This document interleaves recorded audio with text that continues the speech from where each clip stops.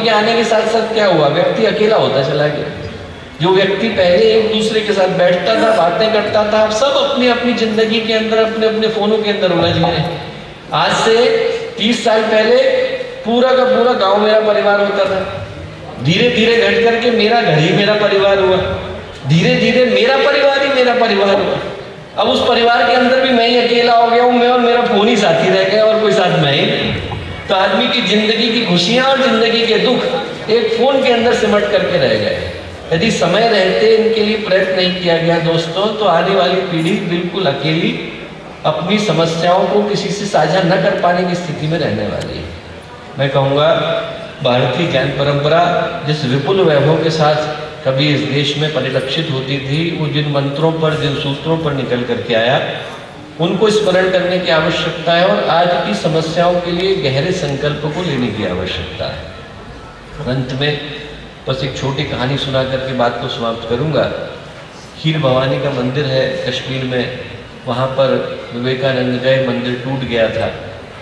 उनके मन में टूटे हुए मंदिर को देख करके संकल्प आया कि इस मंदिर को मैं बनाऊं। जैसे ही संकल्प आया वैसे ही देवी मां प्रकट हुई। स्वामी विवेकानंद से बोली, मंदिर मेरा तुड़वाया मैंने, बनवाने वाला तू कौन? बोले बनाना है तो वो बना जिसको बनाने के लिए तुझे धरती पर बुलाया गया है। क्या बनाऊं? विवेकानंद ने पूछा। बोले तू भारत को बना, तुझे भारत को बनाने के लिए बुलाया गया है। वहाँ से विवेकानंद बाहर निकले, निकल करके उनने एक ही आह्वान किया कि आने वाले 50 वर्षों के लिए भारत की माता एक, भारत माता, भारत की देवी एक, भारत माता, भारत की आराध्या एक, भारत माता। मैं आपसे यही कहूँगा दोस्तों, मैं कहूँगा कि हम लोग आए, बाकी की सारी बातों को भूल जाएं। हम लोग, हमारा धर्म अलग हो सकता है, जाति अलग हो सकती है, वर्ग अलग हो सकता है, वर्ण अलग हो सकता है, हम सबकी माता एक है, भारत माता। हम लोग एक ही माता के लिए भी अपने जीवन को कुर्बान कर देते हैं, बलिदान कर देते हैं, तो हमसे बढ़कर के सौभाग्यशाली दुनिया में दूसरा कोई हो नहीं सकता।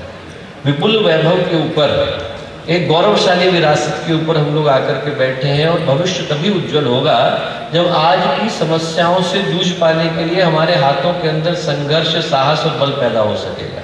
और हर व्यक्ति के अंदर वो संभावना है दोस्तों, हर व्यक्ति के अंदर संभावना है। यदि हम लोग खड़े हो जाएं तो दुनिया की दिशा को बदल पाने की स्थिति में आ सकते हैं। एक छोटी कहानी सुना करके बात को समाप्त करूंगा। अहिल्याबाई होलकर भारत की बड़ी प्रसिद्ध रानी हुई और बड़ा सौभाग्य का समय है कि अभी उनका इस समय में हम लोग ये पूरा वर्ष ही अहिल्याबाई होलकर के लिए समर्पित वर्ष है। वो छोटी उम्र में ही लड़ने लग गई, पूरा का पूरा राज्य उन्हें स्थिर किया, मालवा से लेकर निमाड़ और नीचे तक होलकर साम्राज्य पूरा उन्हीं का स्थापित किया रहा। उनकी आदत थी रोज सुबह सुबह एक ग्रंथ को पढ़ती थी। तो उनने पंडित जी को कहा कि आप गीता मुझे सुनाइए, धीरे धीरे मैं रोज सुनूंगी तो गीता मुझे याद हो जाएगी। पंडित जी बोले ठीक। अगले दिन पंडित जी गीता लेकर के आ गए, गीता खोली, पहला श्लोक निकाला। धृतराष्ट्रवाच धर्मक्षेत्रे कुरुक्षेत्रे संवेतायुत्सव मामकाः पांडवाश्चैव किम कुर्वत संजय। इतना बोलना था। अहिल्याबाई होलकर बोली कि आगे बोलने की आवश्यकता नहीं, मुझे गीता समझ में आ गई। पंडित जी बोले क्या बोल रही महाराज? अभी तो गीता शुरू ही नहीं हुई है, दूसरे अध्याय में गीता शुरू होगी। भगवान कृष्ण तो दूसरे अध्याय से बोलना शुरू करेंगे। अशोचानन्व शोचस्तुम प्रज्ञावादांश भाषसे गतासुरी गतासुश्च नानुशोचन्ति पंडिता, वहां से गीता शुरू होगी। ये ज्ञान कर्म भक्ति संन्यास ये सारी की सारी चीजें बाद में आएंगी, अभी तो भगवान बोलेंगे।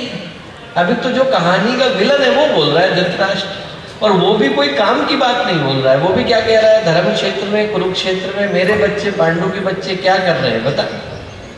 बोले नहीं नहीं फिर से बोलिए। उन्होंने कहा धर्म क्षेत्र कुरुक्षेत्र। बोले रुक जाइए, आपने कहा धर्म क्षेत्र कुरुक्षेत्र, मैंने सुना क्षेत्रे क्षेत्रे धर्मम कुरु। जिसको जो क्षेत्र मिल गया है वो वहां धर्म को करे। मेरी दृष्टि में गीता में नहीं था। तो मैं कहूँगा कि हमें पूरी भारतीय ज्ञान परंपरा का सार लेना है तो यही ले लें कि हमें ऊपर वाले ने जहाँ बिठा दिया है वहाँ पर हम लोग अच्छे बन जाए, अच्छे विद्यार्थी बन जाए, अच्छे शिक्षक बन जाए, अच्छे माता पिता बन जाए, अच्छे पुत्र पुत्री बन जाए, अच्छे भाई बहन बन जाए और सबसे बढ़कर के अच्छे नागरिक बन जाए। जैसे ही अच्छे नागरिक बन जाते हैं, अच्छे इंसान बन जाते हैं, हमारा धरती पर जन्म लेना सौभाग्यशाली हो जाता है। भारतीय ज्ञान परंपरा का एक ही आह्वान है दोस्तों, जो मिला उसको सौभाग्य में बदले। ऊपर वाले ने जितना दिया है, जहाँ पर बिठाया है, जिस रूप में हम लोगों को बिठाया है, वहाँ से हमारे माध्यम से सौभाग्य की धारा प्रशस्त हो, सौभाग्य की धाराएं बहे, यही प्रार्थना हम लोग ईश्वर से करते हैं। आदि शक्ति माँ गायत्री से, पूज्य गुरुदेव से, वंदनीय माता जी से, देव शक्तियों से, ऋषि सत्ताओं से एक ही आह्वान मैं लोग करता हूँ कि आप में से प्रत्येक व्यक्ति जो आज यहाँ आकर के बैठा, वो यहाँ से भारत के निर्माण का कोई न कोई संकल्प लेकर के अवश्य जाए। हमारे माध्यम से भारत के भविष्य की राहें प्रशस्त हो सकें, ऐसी शुभकामनाएं, ऐसी मंगल कामनाएं।